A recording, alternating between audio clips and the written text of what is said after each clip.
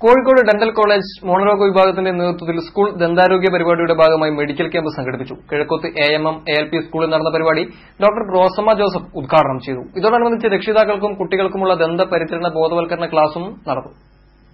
പഠനത്തോടൊപ്പം കുട്ടികളുടെ ആരോഗ്യ പരിചരണവും സാധ്യമാക്കണമെന്ന ആശയത്തിന്റെ ഭാഗമായി സ്കൂൾ ദന്താരോഗ്യ പദ്ധതി പ്രകാരമാണ് മെഡിക്കൽ ക്യാമ്പ് സംഘടിപ്പിച്ചത്.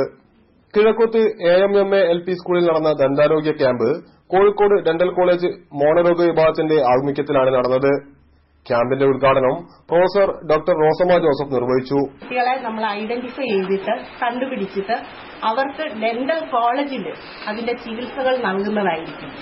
ഡെന്റൽ കോളേജിൽ അതിന്റെ ചികിത്സ നൽകുന്നത് അത് ഉച്ചയ്ക്ക് 3 മണിക്ക് ശേഷമാണ് നിങ്ങൾക്ക് അതിനുള്ള അപ്പോയിന്റ്മെന്റുകൾ തരിക. പക്ഷെ രാവിലെ തരാത്തതെന്ന് വെച്ച് കഴിഞ്ഞാൽ നിങ്ങളുടെ ക്ലാസുകൾ ഇതുമൂലം നഷ്ടപ്പെട്ട. സ്കൂൾ മാനേജർ കെ മുകുന്ദൻ സ്വാഗതം പറഞ്ഞ ചടങ്ങിൽ ഹെഡ്മാസ്റ്റർ കെ വിഘ്നേശ്വരൻ അധ്യക്ഷത വഹിച്ചു.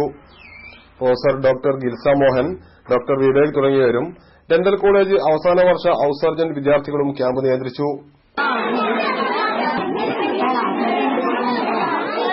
ബാക്കി മക്കളും അമ്മമാരും അച്ഛന്മാരുമാണ് ഇനി സഹായിക്കേണ്ടത്.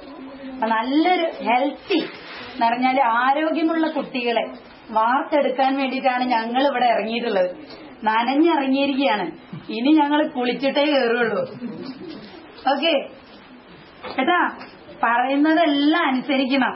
അമ്മ പറഞ്ഞത് മാത്രം കേട്ടാ പോരാ, അച്ഛൻ പറഞ്ഞത് മാത്രം കേട്ടാ പോരാ, ടീച്ചർമാര് പറഞ്ഞത് മാത്രം കേട്ടാ പോരാ, ഇനി ഞങ്ങൾ പറയുന്നതും കൂടെ കേൾക്കണം. News bureau, Kakkodi.